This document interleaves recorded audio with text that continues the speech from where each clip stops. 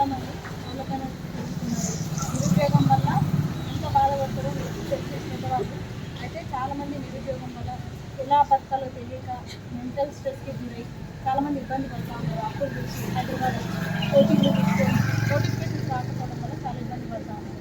అయితే మేము ప్రభుత్వం దృష్టికి కూడా తీసుకెళ్ళినాము, కానీ ఇప్పటి వరకు ప్రభుత్వం ఎలాంటి స్పందన లేదు. ఏ గవర్నమెంట్ కూడా ఈ పార్టీలన్నీ ఒకటే, ఎవరిని కూడా మనం విమర్శించే ఇది లేదు. విమర్శిస్తే అందరినీ విమర్శించాలి, పొగిడితే అందరినీ పొగడాలి. ఎందుకంటే మనం పబ్లిక్ మాత్రమే నష్టపోతున్నాం వీళ్ళ వల్ల. వీళ్ళందరూ ఒకటే, ఒక చెట్టు కిందనే కూడే పక్షులు వీళ్ళంతా.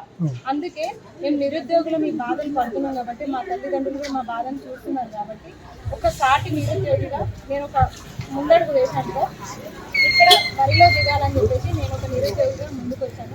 దయచేసి మీరు ఓటండి కాబట్టి మీ మద్దతు కావాలని మీ బిడ్డను అనుకోండి,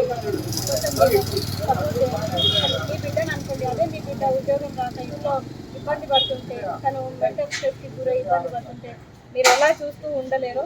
నేను కూడా మీ బిడ్డ లాంటి దాన్ని అనుకోని కొంచెం నాకు సపోర్ట్ చేయండి సార్. మెచ్చుకోవాలి, ఎందుకంటే మీరు ధైర్యంగా కొట్లాడడానికి మీ బాధలు చెప్పుకొని మీరు మీకు కావాల్సినటువంటి సహకారం పొందాలని మీరు ప్రయత్నం చేస్తే చాలా మంచి ప్రయత్నం. మీరు తెలుసుకున్న దాని బట్టి మీరు ప్రయత్నం. నేను ఒక నిరుద్యోగిని అయితే మాకు నోటిఫికేషన్స్ రాకపోవడం వల్ల నేను ఈ జూబ్లీహిల్స్ బరిలో పోటీ చేయాలని నేను నిర్ణయించుకున్నాను.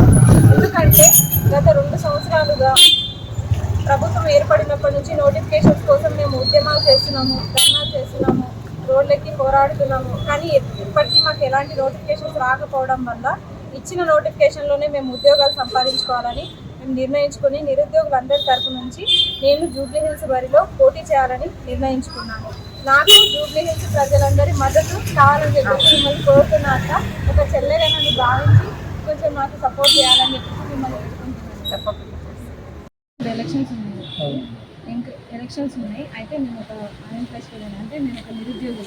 అంటే ఇప్పుడు పిల్లలు కూడా ఉన్నారు కదా, వాళ్ళు కూడా చదువుకుంటుంది కదా, నోటిఫికేషన్స్ వస్తలేవు కాబట్టి నేను ఏం చేసినా అంటే 2 సంవత్సరాల నుంచి చదువుతున్నాను, కానీ నోటిఫికేషన్లు వస్తలేవు. అందుకే ఏం చేసినామంటే నోటిఫికేషన్లు ఇవ్వాలని చెప్పేసి 2 సంవత్సరాల నుంచి మేము రోజు చేస్తూనే ఉన్నాము, ధర్నాలు చేస్తున్నాము. మొత్తము రోడ్ల మీదకి వచ్చి చాలామంది నిరుద్యోగులు అడుగుతున్నారు ప్రభుత్వాన్ని. అయితే ఈ ప్రభుత్వం అన్ని 3 ప్రభుత్వాలు ఒకటే, ఎవరు కూడా మనకి న్యాయం చేస్తలేదు. అందుకని నిరుద్యోగులం అందరం కలిసి ఇట్లా నిర్ణయించుకున్నాము, ఇక్కడ నిలబడాలి, పోటీ చేయాలని చెప్పేసి నిర్ణయించుకొని నేను నిరుద్యోగుల తరపు నుంచి నేను ఇక్కడ పోటీ చేస్తున్నాను. అయితే మీ మద్దతు కావాలి, నాకు మీ బిడ్డలను అనుకొని నాకు సపోర్ట్ చేయండి ఖచ్చితంగా. లేదంటూ సరేనా? ఇప్పుడు మీ బిడ్డలకు కూడా ఉద్యోగాలు రాక వాళ్ళు కూడా ఎంత ఇబ్బంది పడతారో మీకు తెలుసు కదా.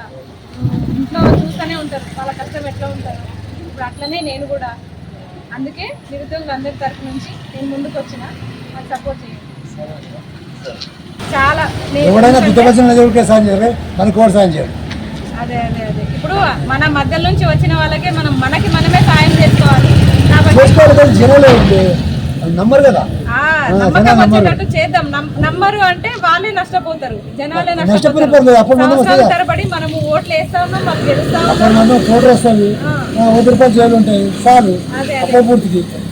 ఇట్లా ఓటుని అమ్ముకుంటే మాత్రం నష్టపోయేది మన భవిష్యత్ తరాలు కూడా నష్టపోతాయి. బీజేపీ 1000 రూపాయలు ఇస్తున్నాడు, 5,000 ఇస్తున్నాడు, నమ్మితే అదే ఉంది. ఆ నమ్మకాన్ని మనం పోగొట్టాలి. నిరుద్యోగులు తలుచుకుంటే, పిల్లలు తలుచుకుంటే ఏమైనా చేస్తారని మనం నిరూపించాలి. ఓటుని అమ్ముకోవాలి. చదువు ద్వారానే ఏదన్నా సాధించాలి. నోటిఫికేషన్ చేస్తే నేను చదువుకుంటా. ఇప్పుడు నాకు టెట్ ఉంది, పీజీ తర్వాత నెట్ ఉంటుంది, అది ఉంది, అన్ని ఉన్నాయి, నాకు అర్హతలు అన్నీ ఉన్నాయి. సెంట్రల్ యూనివర్సిటీలో నేను ఎన్ని సంపాదించుకోవాలో అన్ని అర్హతలు సంపాదించుకున్నా. మరి ఎక్కడ కూడా నాకు ఈ రాష్ట్ర ప్రభుత్వం నాకు అవకాశం ఇవ్వాలి. నేను ఏ ఉద్యోగం ఎట్లా కొట్టుకోవాలి?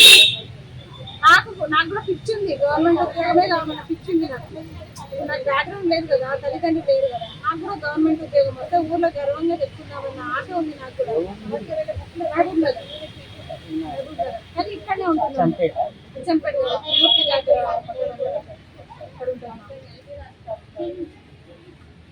అట్లా అంటే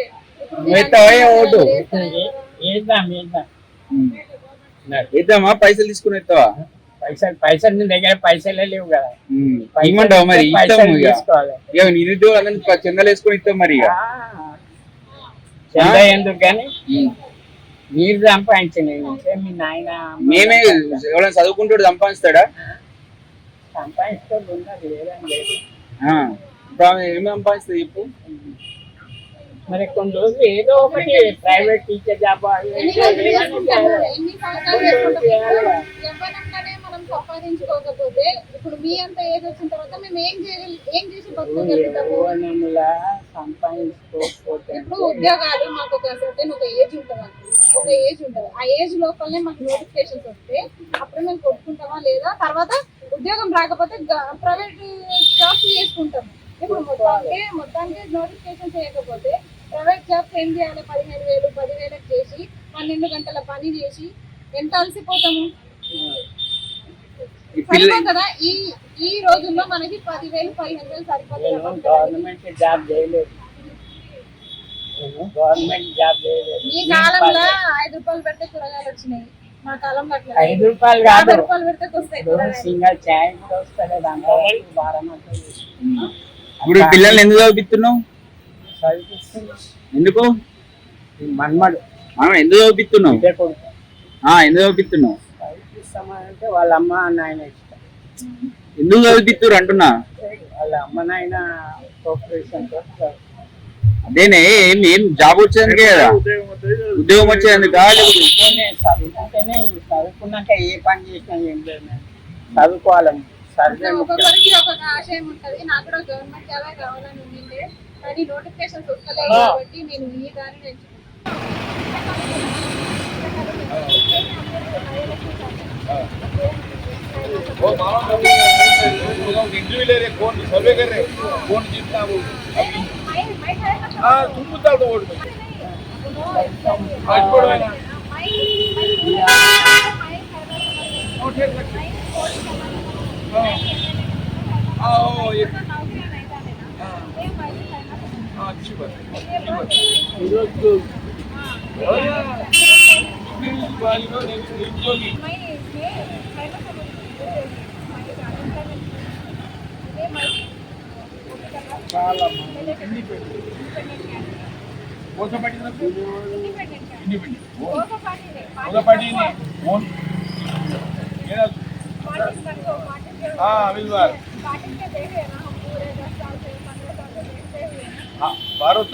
भारत निरुद्योग संघम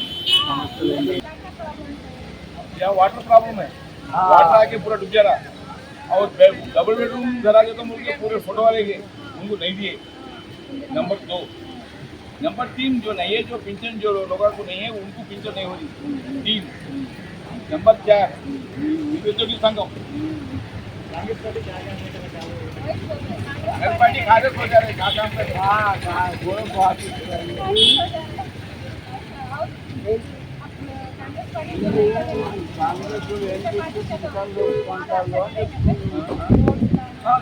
मार्केट गोपीनाथ साहब बहुत अच्छा करे बच्चे पेंशन आया मेरे राशन कार्ड आया अच्छा राशन कार्ड भी बहुत जने नहीं निरुद्योग होते राशन कार्ड जिसको नहीं है, घर नहीं है, गरीब बच्चे हैं उनको देना पेंशन देना ना, वो काम नहीं कर सकते, पेंशन देना। मैं దండం कर रहा हूँ देना मैं अच्छा रहना तुम अच्छा रहना अंदर బాగుండాలి అందులో మేము ఉండాలి मेरा एक सोच नहीं भविष्यత్తు మీరు అందరూ బాగుండాలి అందులో మేము ఉండాలి ఆ దేవుడు సహాయపడుతున్నారు फुल सपोर्ट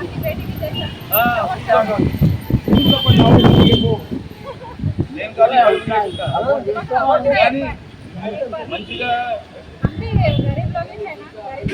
अरे गरीबी हटाओ ने वो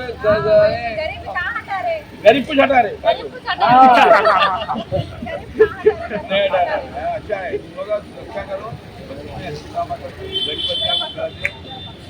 जो భర్త లేని వాళ్ళకి ఇలాములకి హ్యాండిక్యాప్